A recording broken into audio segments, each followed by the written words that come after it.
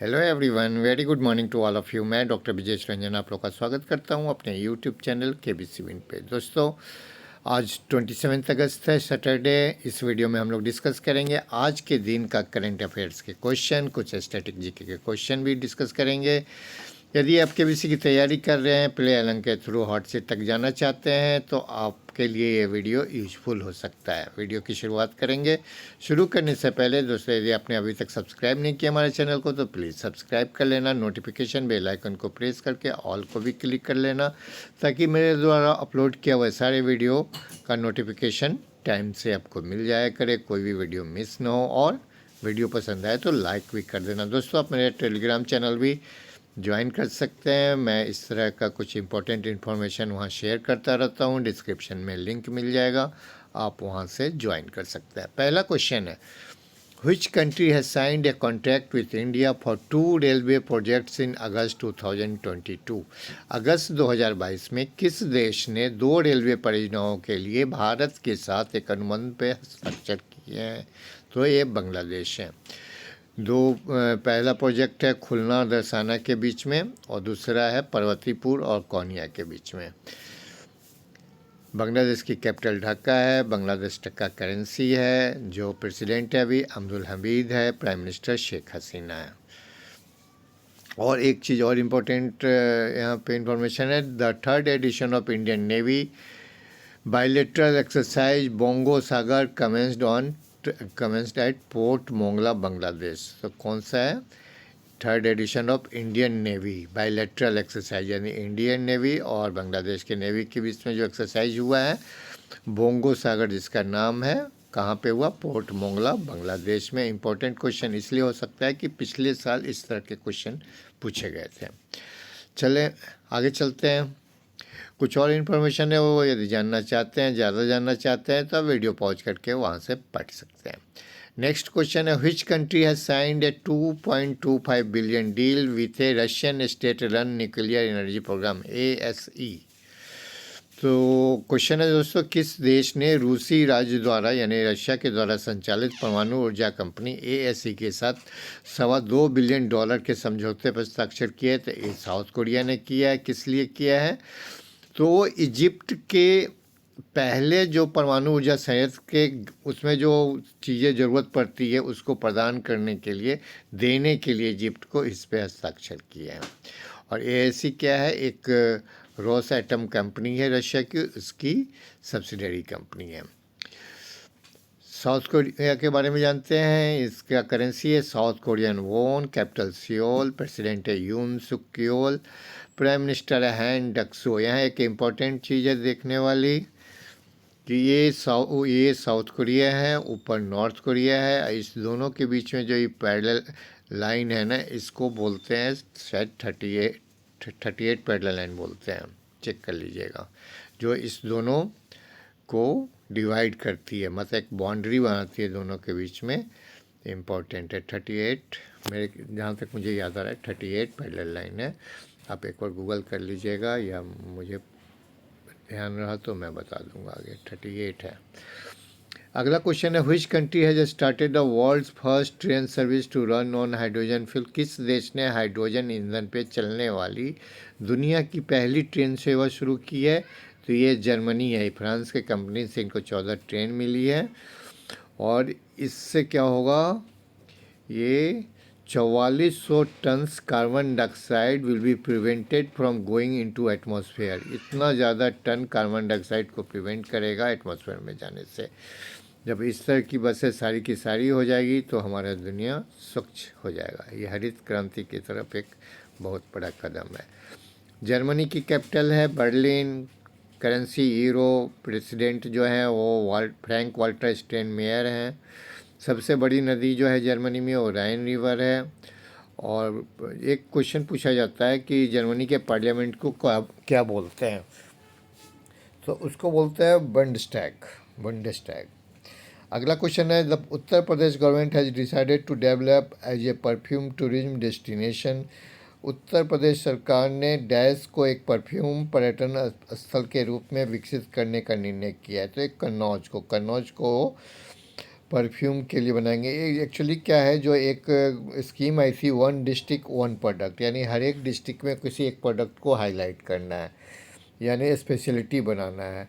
तो उसी के तहत इसकी शुरुआत होगी। कन्नौज को इत्र, वहाँ पे एक इत्र मेला भी आयोजित किया जाएगा और कन्नौज को एक परफ्यूम सिटी के रूप में विकसित किया जाएगा। कैपिटल है लखनऊ, ये सब जानने की ज़रूरत नहीं, ये सब आप जानते हैं।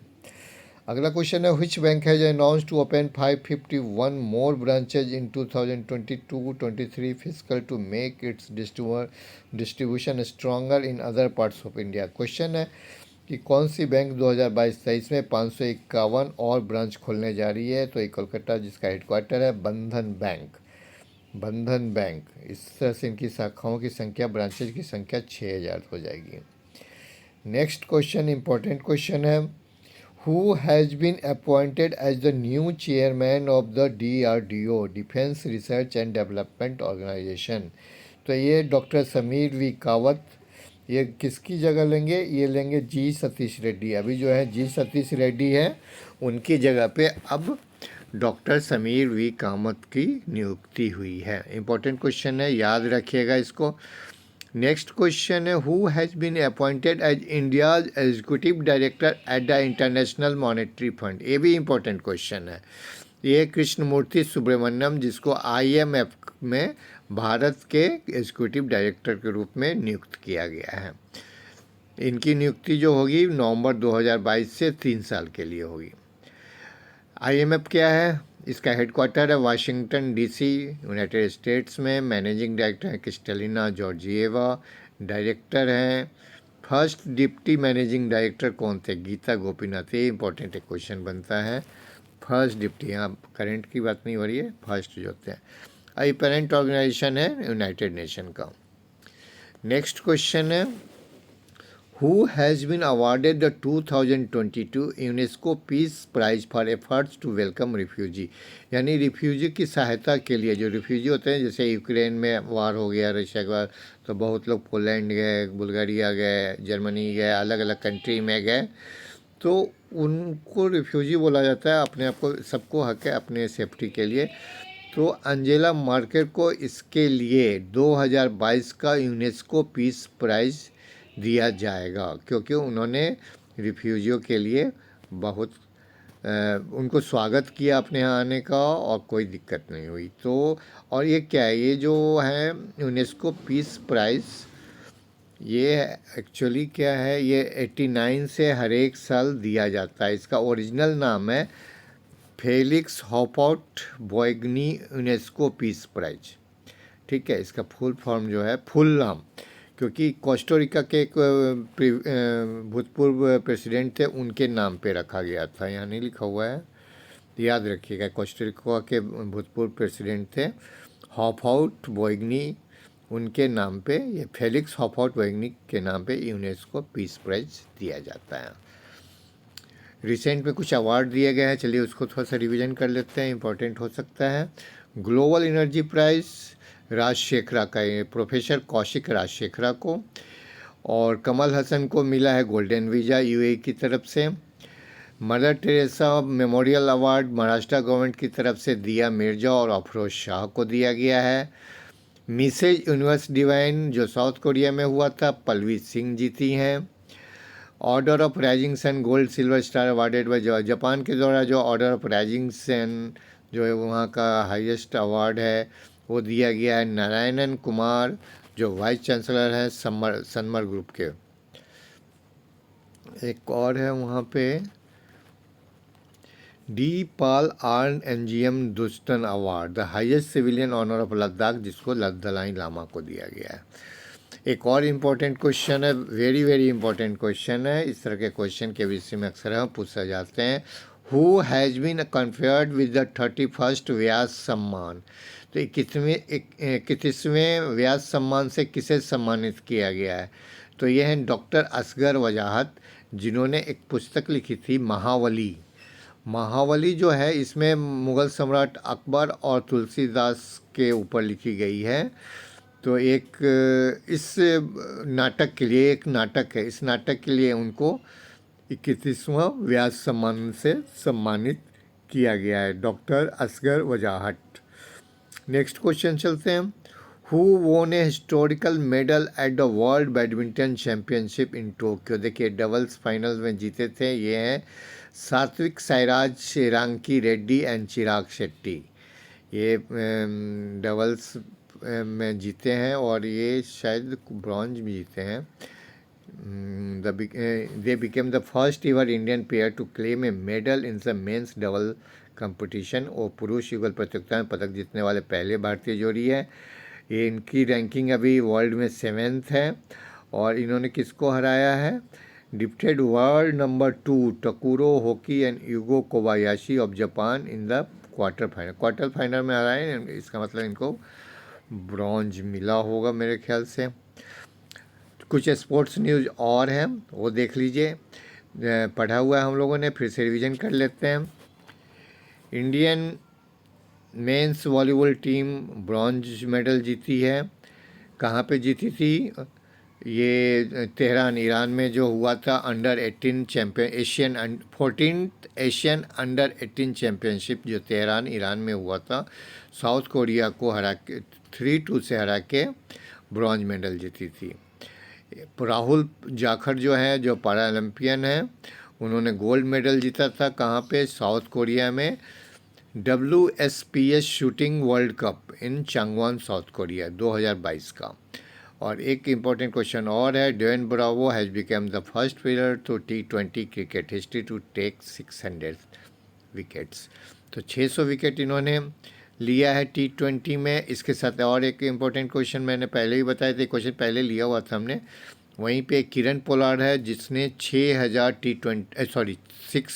T20 मैच खेल चुके हैं। तो दोस्तों इसके साथ आज का करंट अफेयर्स का क्वेश्चन समाप्त होता है। एक कुछ स्टैटिक जीके है, मेन है, इसमें ये एक्चुअली ना 5 इयर्स प्लान के बारे में है। चलिए मैं पढ़ लेता हूँ, लेकिन मेन जानना है कि किस 5 ईयर प्लान में किस चीज़ का ऑब्जेक्टिव क्या था। तो आप इस वीडियो को ना पॉज करके यहाँ से पढ़ लीजिएगा, क्योंकि ये ज़्यादा ज़रूरी है। इस तरह के भी क्वेश्चन पूछे गए थे, मुझे याद है पहले दूसरे का पूछा गया था। जैसे पहला 5 ईयर प्लान जो था उसमें एग्रीकल्चर पे डेवलपमेंट, एग्रीकल्चर का डेवलपमेंट ऑब्जेक्टिव था, दूसरे में इंडस्ट्रियल में था। इस तरह से 2 क्वेश्चन तो मुझे याद है कि पूछे गए थे केबीसी में।